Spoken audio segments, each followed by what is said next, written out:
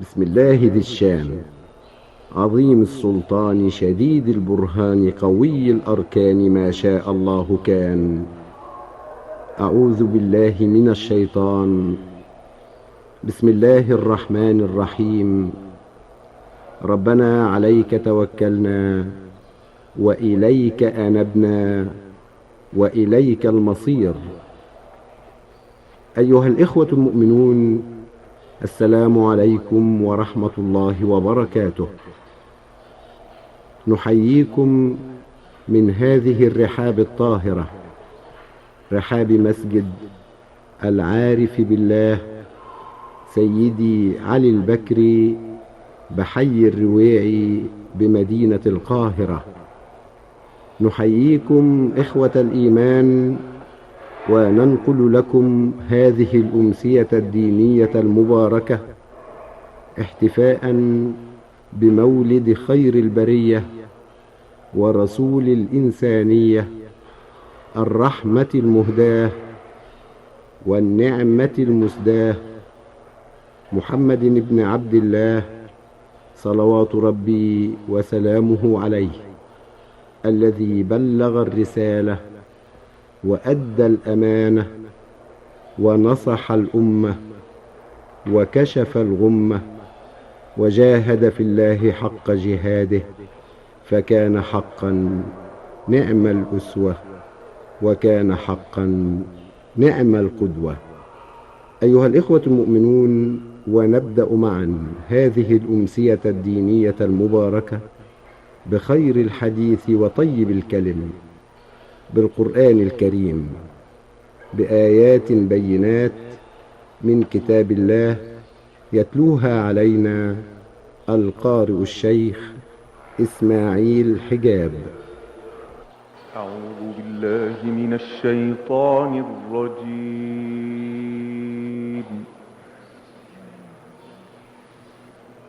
بسم الله الرحمن الرحيم.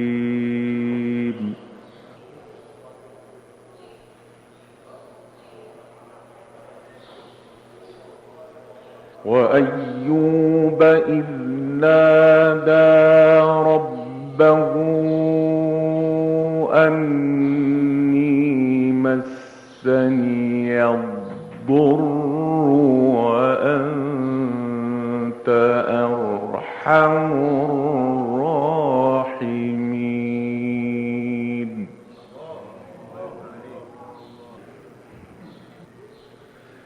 فاستجبنا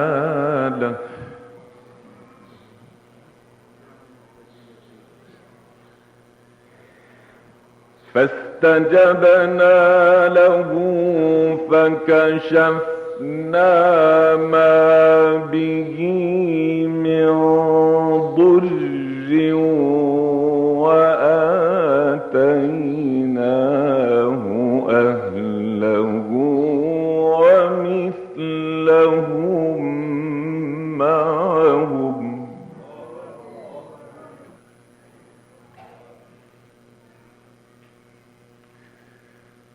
رحمة من عندنا وذكرى للعابدين.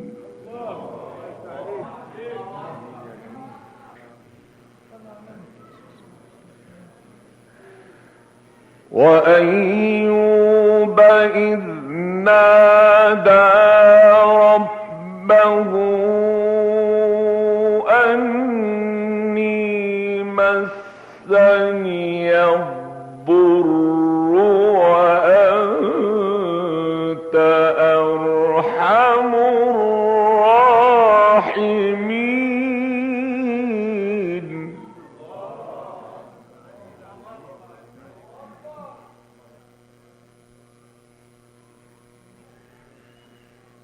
فاستجبنا له فكشفنا ما به من ضر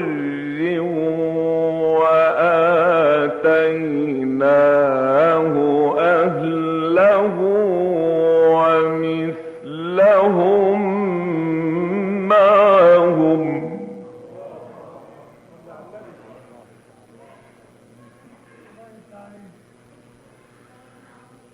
رحمة من عندنا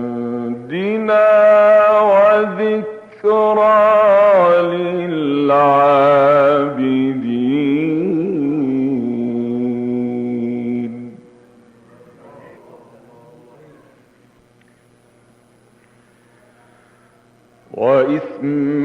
وإسماعيل وإدريس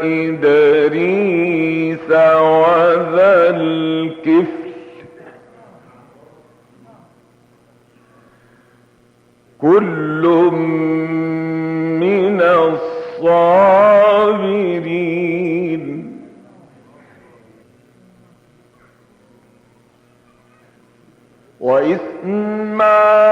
وإسماعيل وإدريس وذا الكفل كل من الصابرين وأدخلناهم في رحمتنا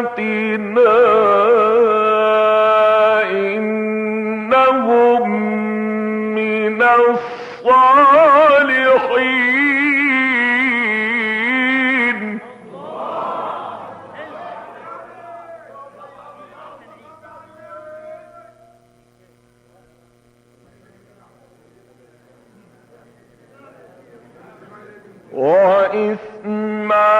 وإسماعيل وإدريس وذا الكفل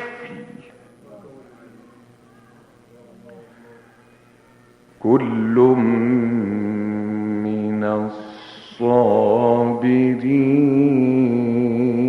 الصابرين.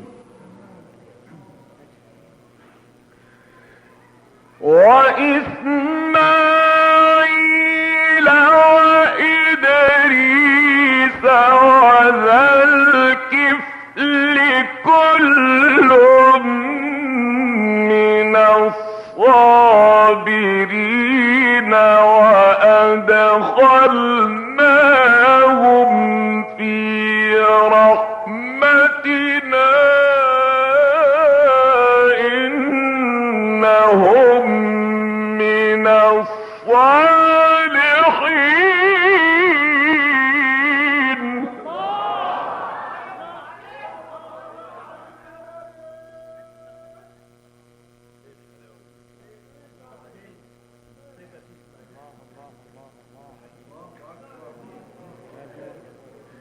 وذا النون إذ ذهب مغاضبا فظن أن لن نقدر عليه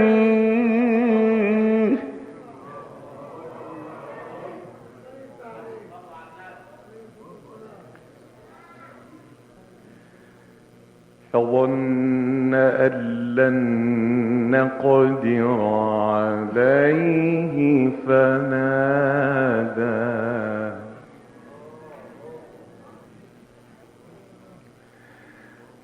وذا النون إذ ذهب مغاضبا فظن أن لن نقدر عليه فنادى في الظلمات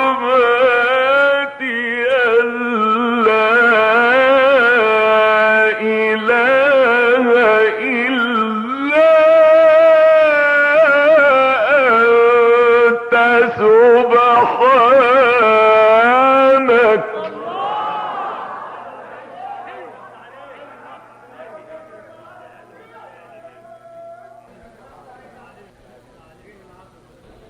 وذا النون إذ ذهب مغاضبا فظن أن لن نقدر عليه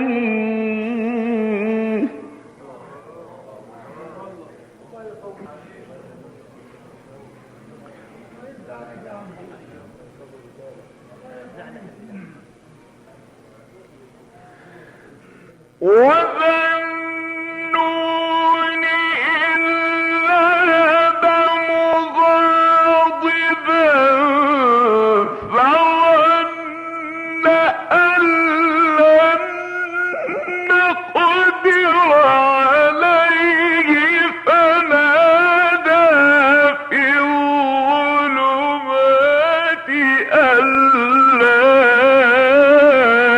إِلَٰهَ إِلَّا أَنتَ سُبْحَانَكَ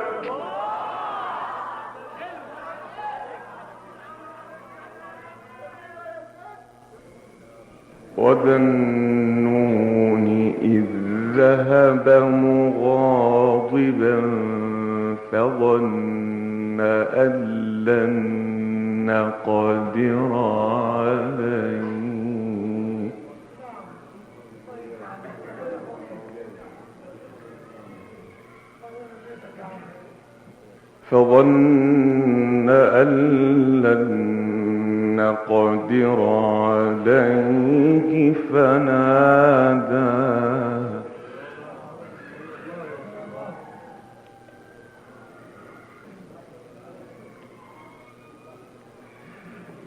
وَذَا النُّونِ إِذ ذَهَبَ مُغَاضِبًا فَظَنَّ أَن لَّن نَّقْدِرَ عَلَيْهِ فَنَادَىٰ فِي الظُّلُمَاتِ أَن لَّا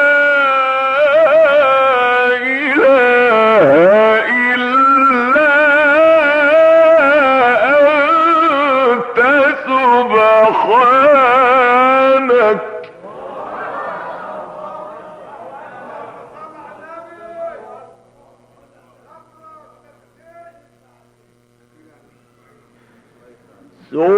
سبحانك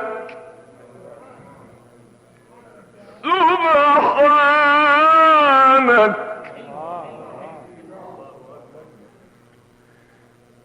سبحانك إني كنت من الظالمين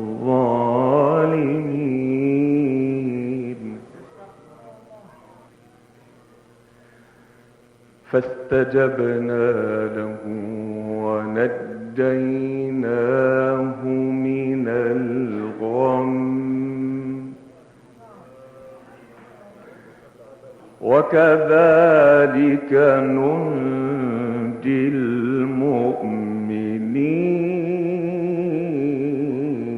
المؤمنين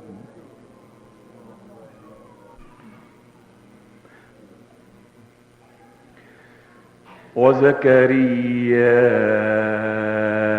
إذ نادى ربه رب لا تذرني فردا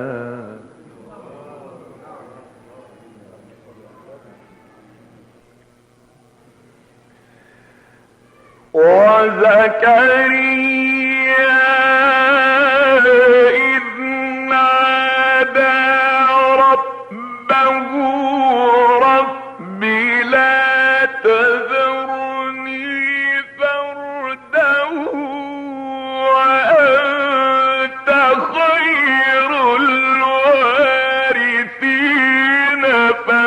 فاستجبنا له ووهبنا له يحيى وأصلحنا له زوجه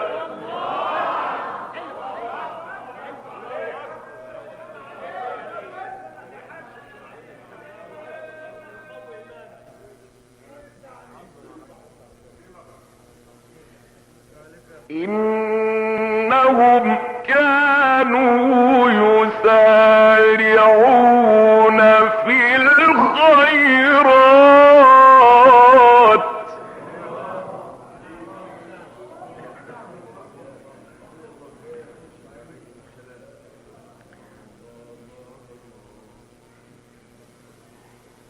إنهم كانوا يسارعون في الخيرات ويدعوننا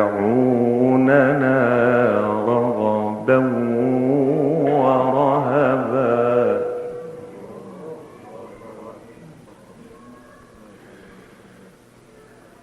وكانوا لنا خاشعين.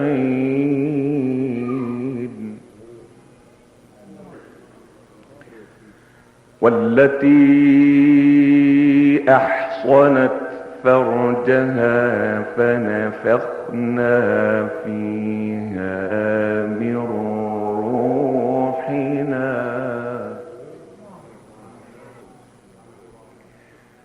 والتي أحصنت فرجها فنفخنا فيها من روحنا وجعلناها وابنها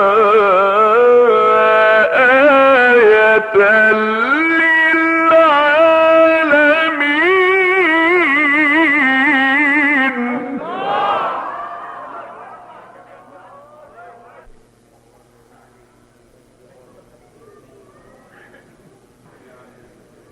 إن هذه أمتكم أمة واحدة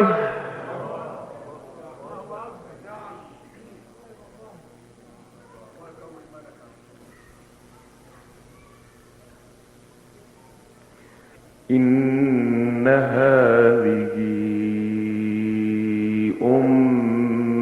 أمتكم أمة واحدة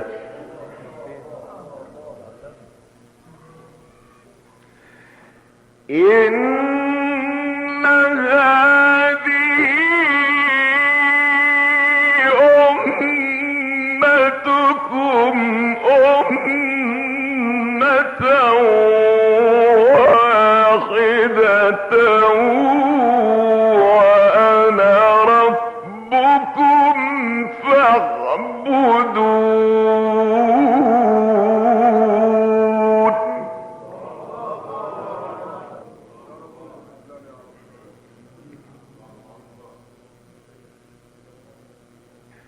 وتقطعوا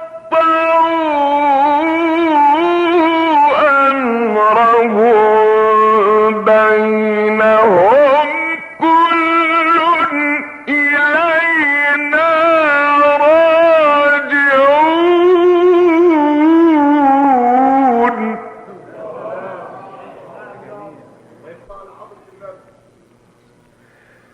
فمن يعمل من الصالحات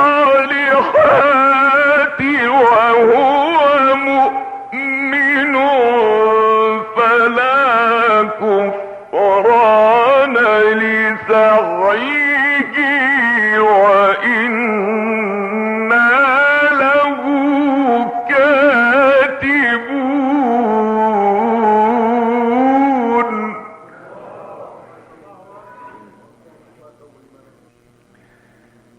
وحرام على قرية أهلكناها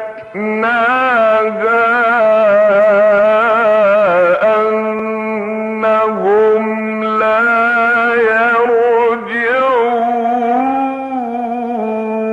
يرجعون.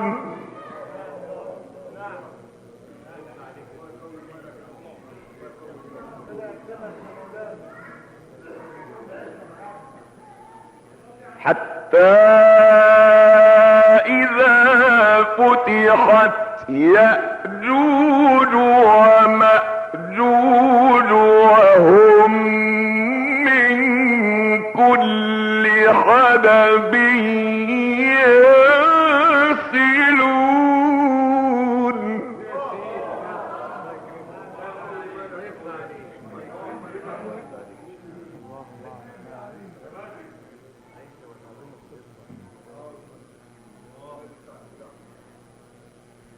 واقترب الوعد الحق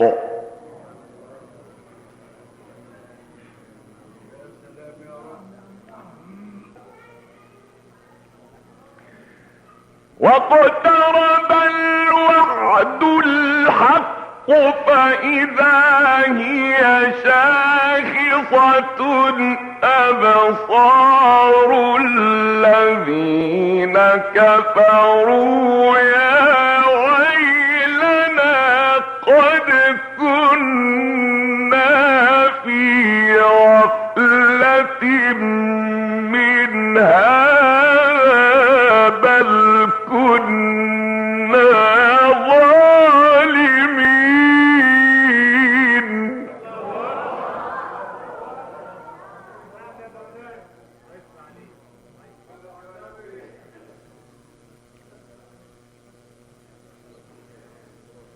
إنكم وما تعبدون من دون الله حصب جهنم أنتم لها واردون.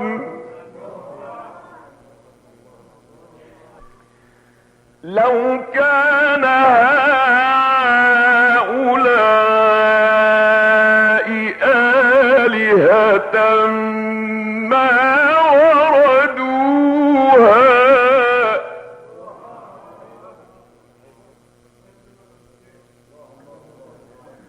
وكل فيها خالدون.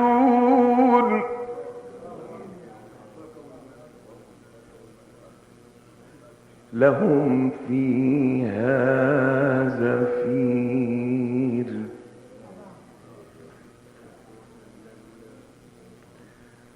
وهم فيها لا يسمعون.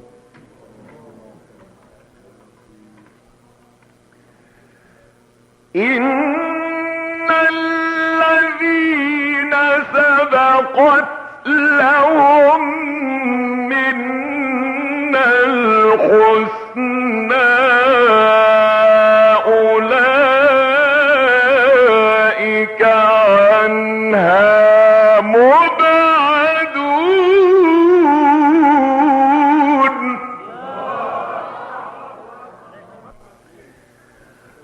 لا يسمعون خسيسها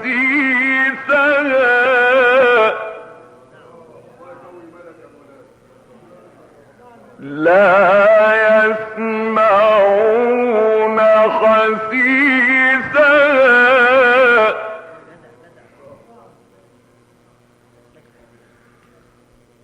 وهم فيما اشتهت أنفسهم خالدون.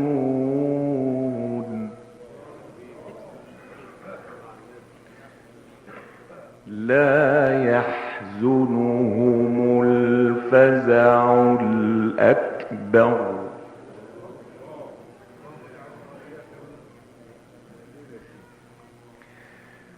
لا يحزنهم الفزع الأكبر وتتلقاهم الملائكة هذا يومكم الذي كنتم توعدون.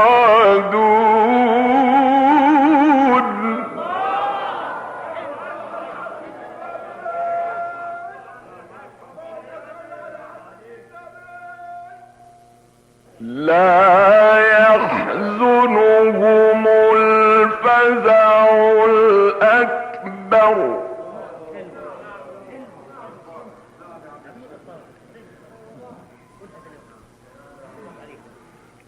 لا يحزنهم الفزع الأكبر وتتلقاهم الملائكة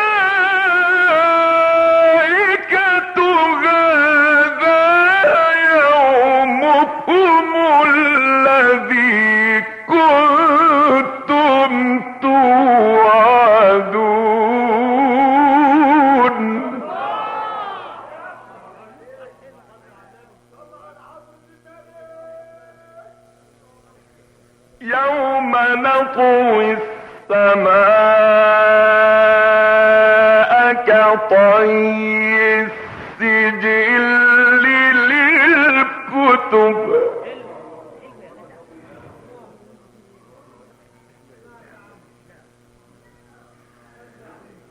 يوم نطوي السماء كطي السجل للكتب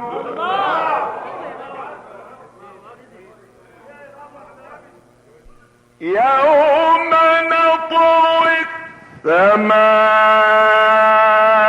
كطي السجل للكتب كما بدأنا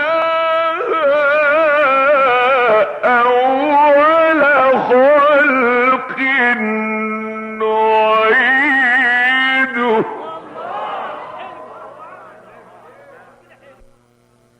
وغدا علينا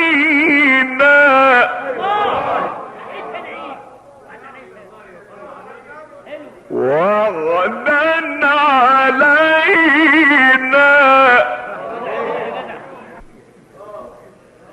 وغدا علينا إنا كنا فاعلين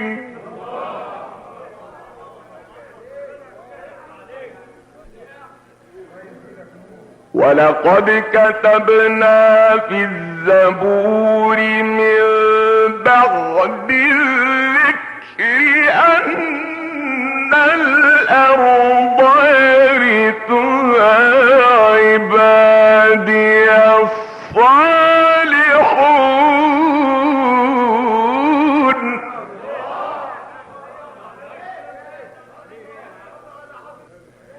إن في هذا لبلاغا لقوم عابدين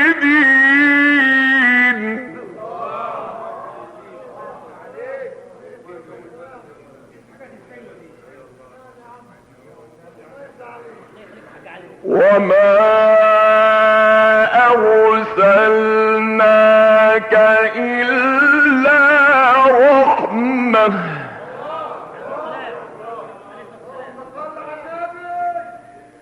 وما أرسلناك إلا رحمة للعالمين إن في هذا لبلاغا لقوم عابدين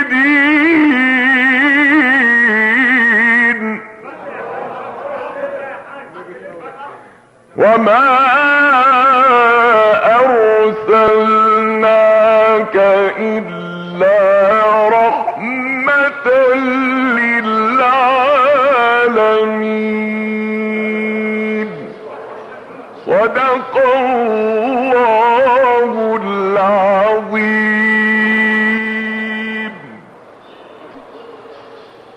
وبالحق أنزلناه وبالحق نزل وما أرسلناك إلا مبشرا ونذيرا وقرآنا فرقناه لتقرأه على الناس على مكث ونزلناه تنزيلا. صدق الله العظيم. هكذا إخوة الإيمان عشنا في رحاب هذه التلاوة القرآنية المباركة، تلاها علينا القارئ الشيخ إسماعيل حجاب استهلالا لهذه الأمسية الدينية المباركة التي ننقلها لكم من هذه الرحاب الطاهرة، رحاب مسجد العارف بالله سيدي علي البكري بحي الرويعي بمدينة القاهرة، وذلك احتفاء بمولد الهادي البشير عليه أفضل الصلاة وأتم السلام. أيها الإخوة المؤمنون، ومعا نضرع إلى الله ونبتهل مع المبتهل الشيخ محمد الطوخي. الحمد لله الذي أنار الوجوه بطلعة خير البري سيدنا محمد عليه الصلاة والسلام.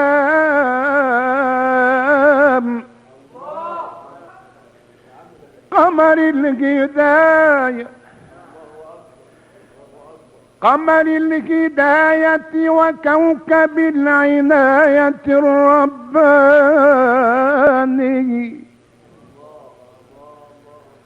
مصباح الرحمة المرسلة وشمس دين الإسلام. قمر الهداية وكوكب العناية الرباني،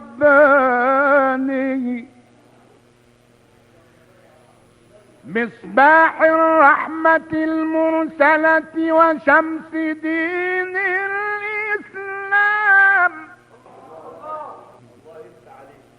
من تولاه مولاه بالحفظ والحماية والرعاية الأبدية، وأعلى مقامه فوق كل مقام.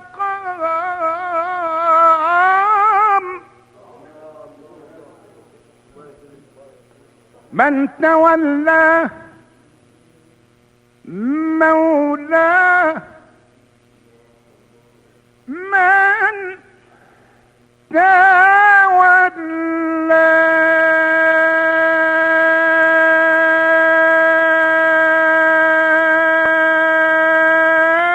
مولاه،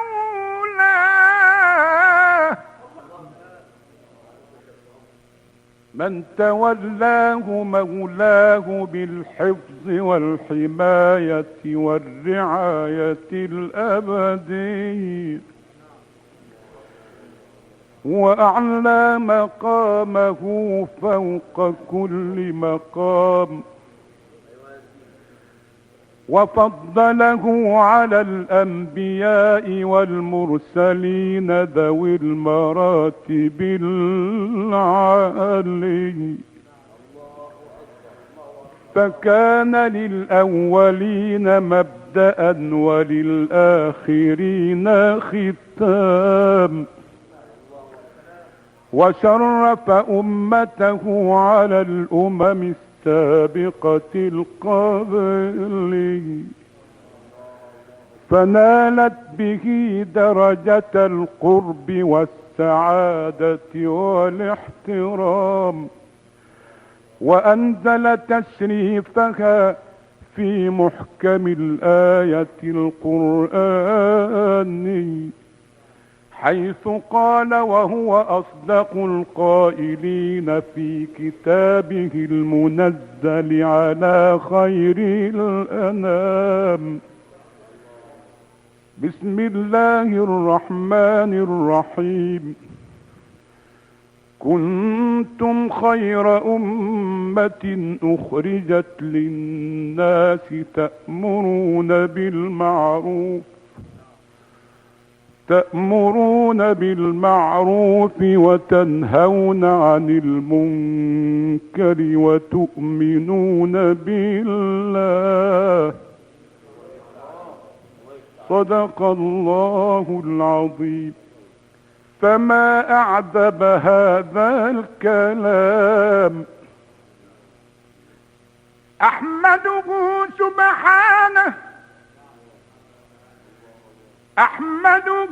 سبحانه وتعالى أن جعلنا من هذه الأمة المخصوصة بهذه المزية. الفائزة بالوصول إلى دار السلام.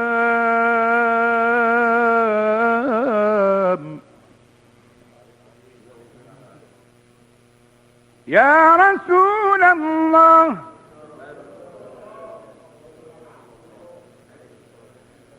يا حبيب الله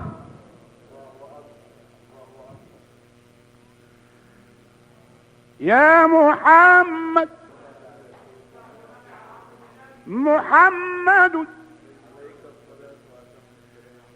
من أنار الكون طلعته وأيد الله بالقرآن دعواه.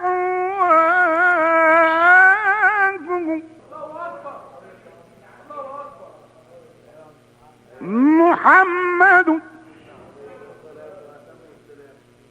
من أنار الكون طلعته وأيد الله بالقرآن دعواه فكان نورا على نور.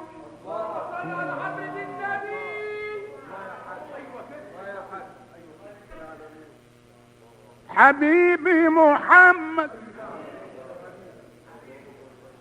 شفيعي محمد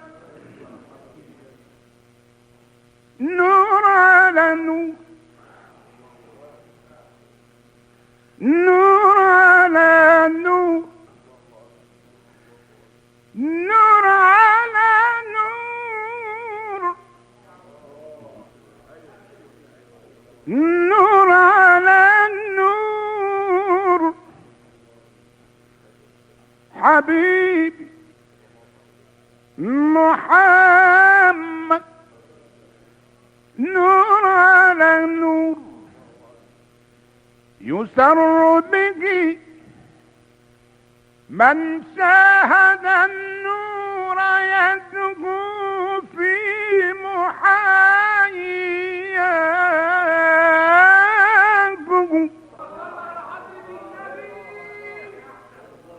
وكان بالحلم عليه الصلاة والسلام وكان بالحلم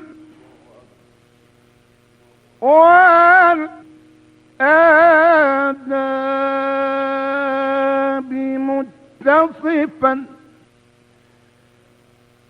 إن الإله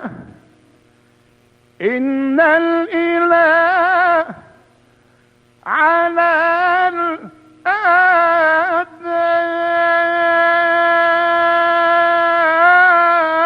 الآداب رباه.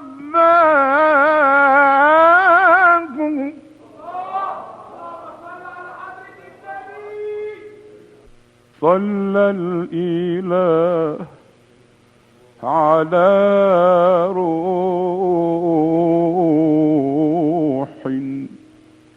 تضمنها قبر بطيبة طيب المسك رياه. اللهم اجعلنا يا مولانا في شهرنا هذا من عتقائك من النار ومن المقبولين. وسلام على المرسلين والحمد لله رب العالمين.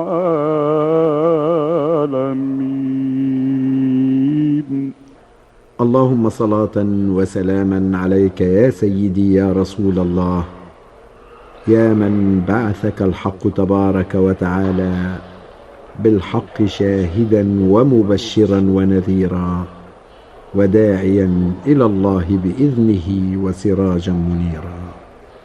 هكذا إخوة الإيمان عشنا مع هذه الابتهالات الدينية والمبتهل الشيخ محمد الطوخي ختاما لهذه الأمسية الدينية المباركة والتي نقلناها لكم من هذه الساحة الطاهرة، ساحة مسجد العارف بالله سيدي علي البكري بحي الرويعي بمدينة القاهرة، احتفاء بمولد الهادي البشير عليه أفضل الصلاة وأزكى السلام.